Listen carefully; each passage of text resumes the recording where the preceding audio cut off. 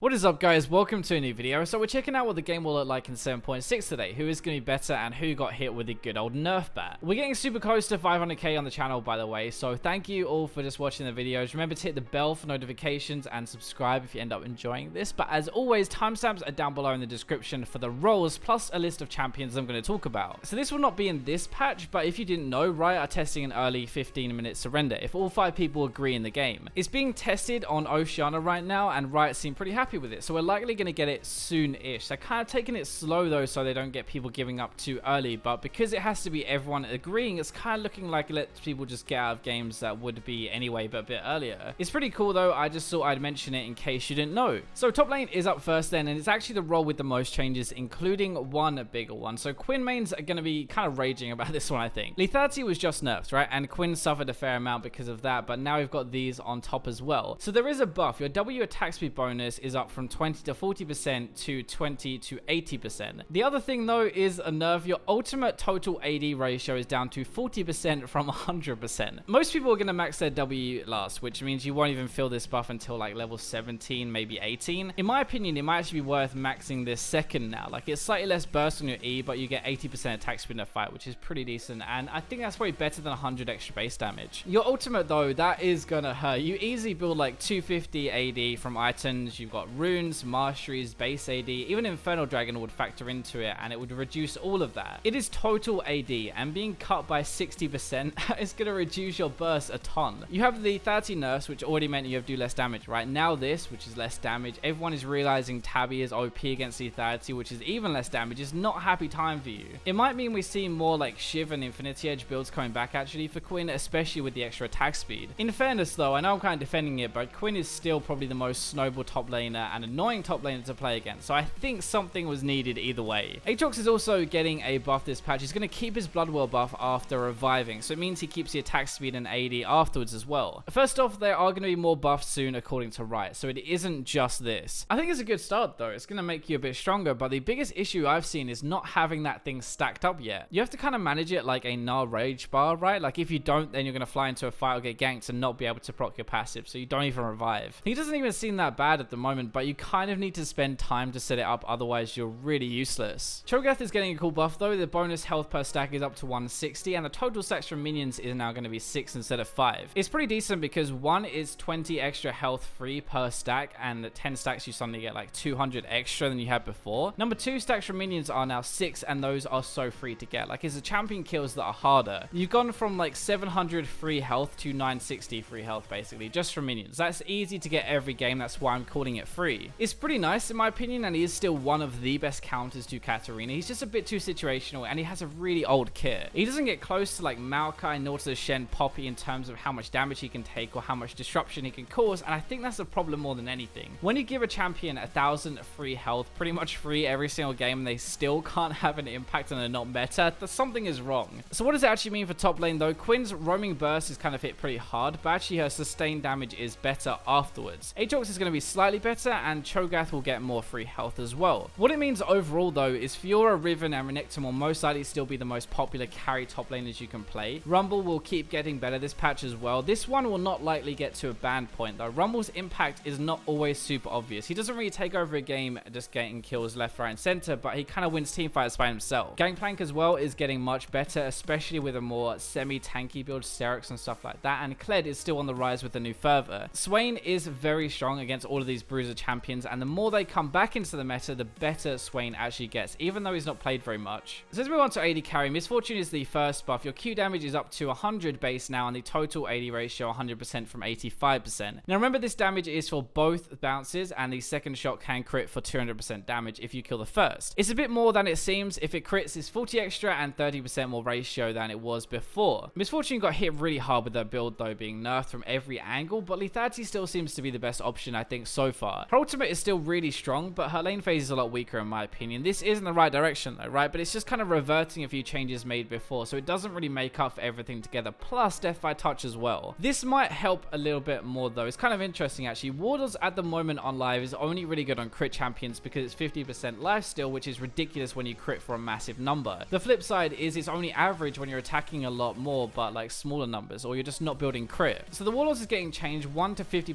lifesteal now is going to be instead healing for 5 to 40% of your total AD, which is increased by crits. So this could actually all change and basically be viable on almost anybody, kind of. This is almost like another mini rework on CD. It's actually really big. So it used to be 50% lifesteal, and lifesteal was calculated on actual damage done to a champion. So after armor and damage reduction and stuff like that. That means if you're unlucky enough to hit a Warwick with this when he has his 55% damage reduction on, you're also going to heal for 55% less. Now lifesteal is really good with crits because 50% of a big crit as healing is great, but it's bad against big tanks with a ton of armor because it gets reduced. Now if this is going to be healing instead, no other heals are affected by armor in the game, which means whoever you hit will heal you for the same. My first thought is JHIN gets a stupid amount of AD in the game, and now he's going to heal for 40% of that, which is pretty broken. Just in general, crit still does make a big difference though, so if you have triple crit items, you'll end up getting more out of this still. What it really means is it's more overall healing most likely, even if you hit a tank, which is not like before. It's better on AD stacking champions. Champions don't have to build crit, but they build a lot of AD instead. I'd argue actually it makes it overall better mid game before you have a Last Whisper, and late game when you have full build and AD from your base, your Bloodthirster, Infinity Edge, Last Whisper and stuff like that. So Misfortune is going to be a bit strong in the lane phase, but it does not bring her back to where she was before, and Warlords now heals based off your total AD rather than lifesteal. That is important because armor does not screw it anymore, and you don't have to build crit to make it really good. This means that JHIN will most likely be running Warlords now every single game, and I can't wait to heal 300 to 400 on one hit randomly from my keystone and speed myself up. That seems fair, right? I love playing JHIN, but that seems ridiculous, and also I think it's going to be better in general with a lot of AD heavy builds. Because it does still scale with crit though, most likely we're going to see all crit champions take this. Kaylin, Jinx, Ashe for example. Even though Fervor is still more damage, I reckon we're going to take Warlords. Kalista is also creeping up, which means I expect her to explode into solo queue very soon. She's definitely top 2 AD carries right now, and Twitch with Fervor is probably 1 or 2 with her. It's still a powerhouse as well. Interestingly, Vayne I think with the new Warlords will be better as well. It might be the patch where she comes back a lot more with Draven as well for the same reasons. If we move on to the jungle, Graves is lined up for some 7.7 changes, so not this patch but most likely next patch. It's just kind of a warning in case you play a lot of him. Riot are going to take him down a bit. For now it's just Fiddlesticks though. The Q range is up a little bit, and your W now has a new effect on it when it returns a cooldown equal to its remaining duration. It's kind of a quality of life thing to make his farming, his skirmishing better, and the Q make his ganks better as well. Fiddle is kind of like the forgotten jungler in season 7. Like he doesn't fit at all with the new camps, like not even close. Your drain is much better though, because camps are more focused on lots of small things rather than a single big one, so you do get a cooldown back and you can heal more. This might make him a bit better. If you want to play him now, it's probably a good time as any to actually do it, but I don't see why this would make him top tier all of a sudden. The only other thing is kind of tied into this, red buff is having its magic resist reduced as well. It kind of helps a little bit, but it is minor. It means the jungle meta will stay relatively the same though. We're seeing much more diversity actually across this patch entirely. It's taking a while to catch on and to kind of break our mold of our old top tier junglers, but a lot of older ones are actually coming back more. Gragas is one of the better tank engaged junglers. We've seen him a lot in the LCS. Warwick is absolutely dominating right now, probably the best low elo jungler with Xin actually. He's not played a ton, but he's still very strong with Fervor. Both of them are. Master Yi, Jax, Shyvana are all better than before because they are attack speed based Fervor junglers, and because of the lethality nerfs as well. Kindred is for similar reasons actually as those guys. Fervor and the new marks are much easier to get now, which does make her better overall. And also Nunu, like the Stoneborn Pact is pretty OP on him actually, and versus attack speed hyper carries he is so good because he snowballs them and suddenly they can't really do much. These are just a few of the picks I think are coming back a lot recently, but the jungle is really diverse. You can pretty much play what you want. Don't play Temu jungle by the way and then blame me, because that's not exactly what I meant. For mid lane though, there are no direct changes this patch, but still we're likely going to see a few things change. Zarias has been completely ruined in my opinion. There are too many nerfs on him and other mages are just too strong in comparison. Speaking of which, Fizz is a main culprit of Ryze's really low win rate. He loves AP mages who are a bit weaker early and don't have mobility, basically Ryze. Katarina is the same thing. She can scale into the game, get a few kills, and lethality doesn't ruin her as much either anymore. Ahri is way too strong. She's mobile, she's lane dominant. Honestly, I love playing Ahri, right, but I think she needs a nerf. Talon is going to come back up a little bit more as well, probably the best AD assassin left after the nerfs, and partly that's just because he's so good at roaming. Syndra, Orianna, Ahri, and Zed are likely going to be the core meta this patch though still. I think we're going to see more Vlad, Anivia, and Echo as it goes on though. For the support, nothing direct has happened unless you count the Misfortune Q damage. I guess if you play Misfortune support, but please don't do that in my games. It means we're still going to have these two types of supports, defensive sensor supports and aggressive counter supports. The defensive ones are meta at the moment, so like Lulu, Sona, Soraka, Janna, Nami, Karma, they rush and aren't sensor, they buff your AD AD. You get redemption afterwards, lock it next, and suddenly you're shielding and healing for more. You're having a huge impact, and that's not even including your actual abilities. Aggressive supports are there to punish before they get to those items. So like Thresh, Blitz, Leona, for example, they take Ignite and they fight in the lane phase before they get the items. It sounds very weird, but actually support right now is more item reliant than it has been before, and that means you can punish before they get their power spikes. So hopefully you enjoyed this video and an insight into 7.6. Thank you very much for watching. Remember to subscribe and like the video if you enjoyed it, but for now I'll leave you with the robots.